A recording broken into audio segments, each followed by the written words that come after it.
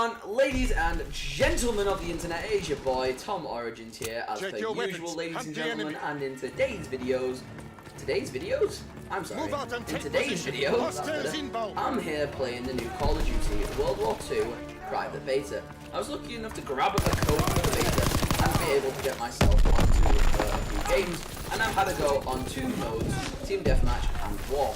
I've recorded, oh sorry, my phone's going off. I recorded a ton of clips. I've recorded loads of videos. Definitely I've got over an hour long worth of content that I'm going to have fun chopping up and editing over the next couple of days when the beta closes. However, I thought I needed a video that I could probably upload whilst the beta is still running. So until it closes on the 4th, you can, after the 4th of September, you can be expecting a few Call of Duty beta videos, beta clips, and the best moments of the beta and whatnot. But in today's video, which is the one I definitely feel like I have to instantly upload, because I've been telling myself I was going to upload all day, and I've just been playing this game because I love it so much, and it's really fun, and I've really enjoyed it. So, before I try and propose to this game, which is physically impossible, I'm going to tell you some stuff about the new Call of Duty, what you can expect, what I found in the beta, what I can't wait for in the game, and what changes I'd like to see made to the game. So, let's get into what I'm liking so far. The boots on ground Call of Duty games were the best. Modern Warfare, Black Ops 1, World at War, all the old fantastic classic COD games until now. This game has dropped, the beta obviously has dropped. It's not the fully finished game, it's not at all what the game's going to be like 100% when it's been out for a month or a year, or even maybe a couple of weeks. The game's going to be constantly changing, adding new things to it, and I can't wait to see what's going to come next. But so much as a beta, this game is fantastic. It's ran smoothly. I've had no mad connection issues. I've had very little things to complain about, other than a few tedious little, quirks and whatnot. But I've had some solid hours in this game, and I mean hours. Playing it, dragging it out, seeing what it's like, seeing all the ins and outs, all the new weapons, all weapons I probably wouldn't use in the actual game, but thought, hey, I'm in the beta, I might as well use it. And to be quite honest, I've not found a beta as good as this in Battlefield 1. A lot of people, 50-50 on Battlefield 1. Some people love it, some people hate it. Personally, to me, Battlefield 1 was an amazing beta because it got me excited for the game, it got me interested, and it got me, excited to have a go with the new weapons and to see what sort of weapons I'd be getting involved with. The World War II feel is definitely here with these weapons. It's really cool and interesting to be involved with the game and the characters and online fights and combats with weapons that are old. They're old, they're ripped from history. Maybe the names might be different, I don't know, or maybe they might look a bit differently to what they should look like, or what they should have looked like in the past. But to be honest, I feel like they have done a fantastic job. Sledgehammer Games, pat yourself on the back. You've done a fantastic job with these weapons. You've made them look interesting, you've made them sound interesting. I'd say there's no gun that's the same as, the next one. They're all different, they're all unique, and they all possess their own sort of, player synchronization. And by that, it's just I think every player, good, bad, or good, bad, old, new, I don't care, a professional or a noob could come onto this game and find their class, find their gun, find their division that they feel comfortable rocking. At the minute, I've been rocking really the infantry, the airborne, and the mountaineer, which is the sniper, the submachine guns, and the assault rifle. However, I've got to say my number one thing is the shotgun. The shotgun class is fantastic. A whole class dedicated to a shotgun. You'd probably think, to some people that's crazy, that's stupid. To me, I think it's great. I've had some funny moments with the shotgun. Sentry rounds are fantastic. It's not overpowered like I thought it was going to be. You have a set amount of shots with the flame shells, and therefore it really makes you think how you use them and when you use them. And I find that combat has been fantastic and fluid, and I think it's really been one of the greatest betas in Call of Duty's history for a long time. I thought after Black Ops 3 and Advanced Warfare, Infinite Warfare, all futuristic BS that COD isn't, all the flying around, laser beams, space jumps, supply drops and all crazy stuff like that, I thought COD as a series was dead, and I was devastated. Because I remember growing up on Call of Duty, I remember playing it after primary school. I remember coming home from school Friday night, grabbing a quick bite to eat and then just grinding out on the next Call of Duty game, the latest one that was out. Modern Warfare 2 was where it was at for me, and then World at War as well was also a fantastic contender. But I just remember being so in love with the COD franchise and being in love with the characters of the campaign and also the amazing combat online.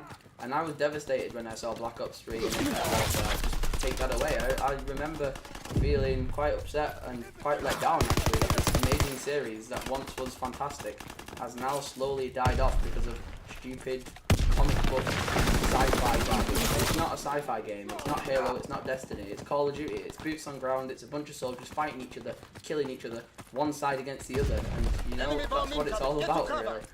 And I'm fantastically blown away by how amazing and gritty this beta has been. I've not seen the campaign, I've not seen zombies, I've not seen anything like that. I've only had these online matches to play, and already I feel quite involved in the game. I feel quite intense when people are fighting me. I feel quite intense when, you know, grenades are getting thrown, when guns are going off. I play on a Turtle Beach headphone. Turtle Beach, if you ever watch my videos, please sponsor me.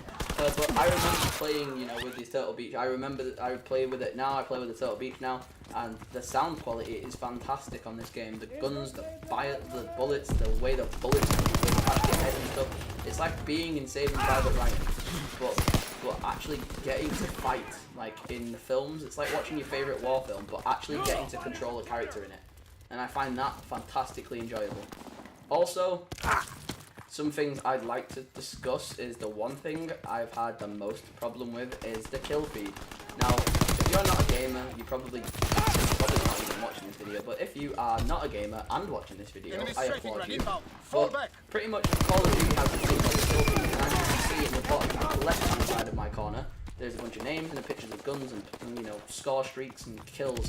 Pretty much every time a player dies, it's displayed on this little score streak thing. A lot of Call of Duty players in the past and, you know, in recent years have also developed this fun little trend and idea of trying to get themselves as many kills as possible in a row. So their name will be displayed in the kill feed with all the players that they have killed. This is, you know, encouragement for challenges, you know, self-made challenges. People try and see how many clips they can get, how many people they can kill in a row, and the fastest time to get kills.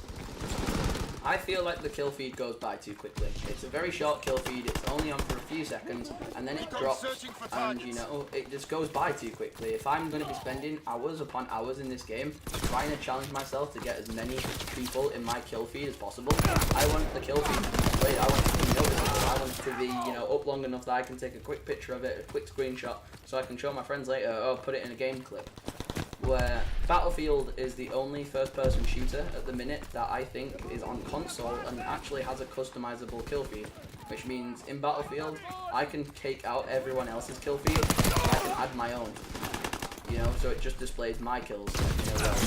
And then what, you know, that's a good way to critique yourself, it's a good way to rate yourself on how well you're playing and how well you're fighting and how well you can improve and stuff like that. I feel like that is my only concern. Everything else to me is absolutely fantastic. I think the maps are beautiful, I think the guns are great, I think combat is fantastic. I love every little feature that's been thrown into the mix, and I think that kill feed adjustment could be implemented as easy as Battlefield is. Now, a topic of mystery. DLC, Season Pass, and supply drops. Supply drops are the absolute virus of the Call of Duty world at the minute. Black Ops 3, Infinite Warfare, Modern Warfare Remastered, they are all awful. They are all awful. Supply drops are terrible. Supply drops, if you don't know what a supply drop is, then I'm jealous of you, but a supply drop is pretty much the ability for a person or a player to purchase a little crate that comes with a few mystery items in. These items could be a new camo for your gun, so your gun could look a different colour. It might be a new type of attachment, so your sight, so maybe your sight looks different. Just very basic stuff. That's cosmetics. And I think there's nothing wrong with cosmetic supply drops. They're perfectly fine. They don't adjust the game. They don't make the game any different. I feel like cosmetic supply drops are a fantastic addition to the game. It keeps it fresh. It keeps it new. It keeps it interesting. However, game-changing items in supply drops. Now, this means a supply drop that has insane different guns in it. So maybe I've paid £16, got 12 supply drops, and maybe I've got myself this new gun that shoots really fast and it's really good, it's really powerful. But my friends have not paid that money, they've not got this supply drop, and they've not been lucky enough to get this gun. Therefore, I'm walking into the fight, massive advantage to me, disadvantage to everyone else who doesn't own this gun. I believe that's wrong. I believe in a first-person shooter, it should be about your skill, it should be about your tactics, it shouldn't be about whose gun can shoot the fastest, who's got the better gun. It's all about the better skill level and the better stats. So, I feel like if there's there's going to be new future DLC weapons, which there has to be. Every DLC, every new update is going to bring a cool new gun, or maybe a couple of cool new guns or melee weapons into the mix. But when it does, I feel like those weapons should be implemented with the purchase of the DLC. And by that I mean, if I buy a DLC for £12, then when that update comes out, that DLC comes out, I get that weapon included with the maps. I shouldn't have to get my DLC weapons through a supply drop where I'm already buying the game, already buying all the DLCs, all the season pass, which gets me all the DLCs for a set price. And on top of that, I'm throwing more money away onto these supply drop things. And I don't feel like that's a good, that's not a good marketing thing. It makes players very hesitant to buy the next Call of Duty game. It makes you feel like you've wasted a lot of money buying it all and then buying these additional things. I feel like you should only have supply drops that are cosmetic and you can earn by doing things in game. So maybe you can do a set of challenges, and after those challenges you might get 6 or 7 supply drops, and then there might be a harder challenge, and if you complete that challenge you might get 20 or 25 supply drops. Something like that, something very easy, something very, different than paying for a supply drop. And even then, the supply drop should only ever be cosmetic. Even if they're purchasable and you have to buy them in order to get a supply drop, then that's fair enough, but make sure the items inside are fair to everyone, and they're not going to be big game changers or DLC exclusive weapons, because then it's not fair to those who can't afford supply drops or people who don't want to throw money away on stupid supply drops. So that's the only problem I'd ever have with this game. Lost the lead! Now, personally, I feel like this game has got the greatest potential in a Call of Duty game, and I'll tell you why. I feel like it's going to be the next step that's going to drag in the next generation of new players, new people, and I realise that Call of Duty's been out for years. I remember the old ones, I've seen the old ones, I've seen the gameplay of the old ones, and the reason Call of Duty's been around as a franchise for so long, it's the same as any good book or any good film. It's got a good formula, a standard formula, and it sticks to it. Enemy care package observed. Stop good, for resupply. It's got a good system to it. Don't change the system. The system doesn't need changing. Don't make it too complex. Don't make it hard to understand. Just give the person a gun and a nice looking map and have them fight each other. That is what Call of Duty is. That is how it should be played. That is what it should always be. And when games strive away from that, it made the game, and it made the franchise, and it made the players more hesitant about playing action performance. So I think Sledgehammer Games has done a fantastic job of coming back to the roots, going back to the boots on ground, World War II sort of combat, and I think they couldn't have done a better job than Call of Duty World War II. Now, just to wrap up some, I don't know, maybe some things that friends of mine have been saying. We're very excited about zombies. Zombies is a feature that had been added into a Call of Duty game known as Call of Duty World at War. When you finish Call of Duty World at War, when you finish the campaign, it loaded up into this mode called Zombies. Now, Zombies mode was very, very Enemy recon aircraft observed. It was found and picked up on because it's very interesting. It is a small map, tight spaces, very enclosed, and it's with you and some friends, I think 4 friends total, fighting off waves and waves and waves of zombies. The game ends when you die. It's a very cool twist on an arcade style of a game, and I find it very interesting, and there has been some fantastic additions to the Zombies franchise, such as Black Ops 2, Black Ops 1, and then it kind of hit a turning point. Zombies was made a fool of when it was implemented into Call of Duty Advanced Warfare, which was the last game Sledgehammer produced. It was also made a fool of in Black Ops 3 and Infinite Warfare, and it was made too complex, too complicated to follow, and it became more of a challenge than zombies. Instead of being a fun survival challenge, it became a very repetitive, very boring, horrible waste of time challenge where you just couldn't be bothered fighting. The whole point of zombies is you and a friend, or you and a team of friends are camping out, fighting off waves of zombies. You're not trying to, you know, build the statue to worship a god that's going to summon a zombie army and kill the other zombies. No, that's not the point of it. The point of it is survival, it's teamwork, and it's, you know, it's meant to be a laugh and a strategy sort of thing where you've got to survive with each other. And I feel like when I saw the very first time I heard and saw Sledgehammer Games talking about their version of zombies, I felt very excited and thrilled, really, because I saw David Tennant had signed on to be one of the voice actors for their characters. Already having him around, from Doctor Who and Broadchurch, I felt like they were making a fantastic choice with an actor. I've also had a research into some of the other voice actors who have signed on, some males and females, which I find very interesting and very, very pleasing, really, to see that there are females who are going to be attracted to the Call of Duty series, because Call of Duty is not a gendered series, in my opinion. You know, just because it's set in the army and it's set in the combat doesn't mean that a girl can't be in it. There are female characters online that you can pick and that you can be, and you know, that's great because there are gamer girls out there, not the type of gamer girls who pretend they're gamers, but like genuine heart and soul gamer girls who generally like to play games like Call of Duty and Overwatch and whatnot. So I'm glad that they've got female characters to encourage their obscure gender. Also, to see different races being able to be played is fantastic as well, obviously, because there's no discrimination. Gaming is everyone's thing. It's a thing that anyone can get involved in and everyone can enjoy. So I'm very excited to see that that's been implemented, and I'm very happy to see that that's been involved in the making of this game. Also, to conclude, my own personal opinion and rating of the game. I'm a nerd when it comes to things like Call of Duty and gaming. I'm a nerd when it comes to things like World War II. I find it really interesting. I find it very, I don't know how to describe it really, very involving to be able to think like these people, these men, these women, they did things, brave things for my life and my freedom, and so I can live in the world that I live in now, and to think that without them doing what they do and serving how they served and having to go through all these horrific like war confrontations and all these different fights and battles, to see them, you know, being replayed in front of me on a TV screen is really, really interesting to me. Like, it's history coming to life, really. So if you were learning about World War II in history class and you were finding it relatively boring and dull, I mean, you switch on Call of Duty, it's not guaranteed to get you a history GCSE, but it's definitely like reliving history. I find it very entertaining and very interesting and very intriguing. So I give it a 7 out of 10 for a beta.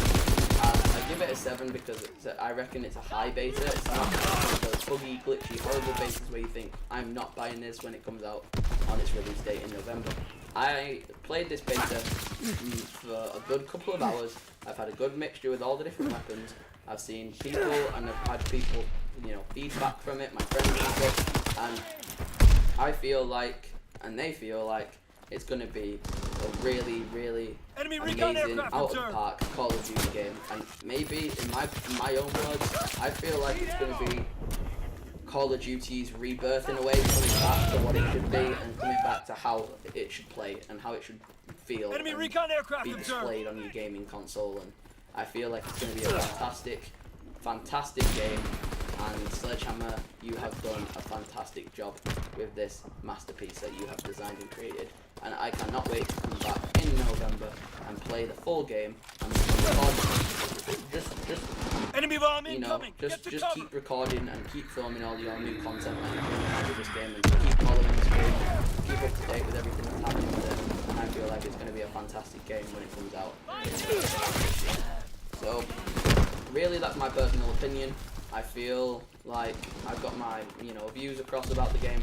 I noticed that Sledgehammer Games actually does pay attention to what people say when they obviously record their beta gameplay, because it's a great way for Sledgehammer to see what fans think and to see what people think. So if any of you are a dedicated Call of Duty fan or a new time Call of Duty fan, or you're thinking about getting into Call of Duty because of this new game that's coming out, if you want to leave a comment down below in the comment section. Maybe something you're looking forward to, something you'd like to try, maybe what weapon you think you'd be best with, or something like that down below in the comments. If you want to leave anything Call of Duty related, you don't know, maybe games could see this video, could see your comment, and take that on board, and we could all help Call of Duty the game that it should be. And I think definitely this is a huge step in the right direction. So thank you for watching. If you stuck around to the end of today's video, you're an absolute legend. I love you very much. Slap the like button if you liked the video. Let me know I'm doing my job properly. Share it with all your friends. Try and get this video spread out there. Try and get me a like goal of, I don't know, we're going to go for a whopping like goal of 2 likes. If we get that, well, I'm going to throw myself a little victory party and do a victory dance. So that'll be great. And I will see you all in the next video. It's been a pleasure spending my time with you today. Hopefully you've had some entertainment from me here with this gameplay. If you're a fan of Call of Duty, or if you're going to become a fan maybe, I don't know. But if you're sticking around, then it means you're amazing, and I love you very much. Like I just said, I'm repeating myself, I'm a bit tired. I'll see you all in the next video. Keep yourselves positive. If you're going back to school soon, hopefully you enjoy school. You should enjoy school, it goes by way too quickly. I'm going to 6th form, if you're going to a 6th form, hopefully you got into the 6th one that you're choosing. If you did, fantastic, well done. And if you didn't, don't be too worried. You know, life works out in weird ways sometimes. Maybe, you know, some good will come from some bad. So stay positive and stay awesome. I'll see you very soon. Goodbye.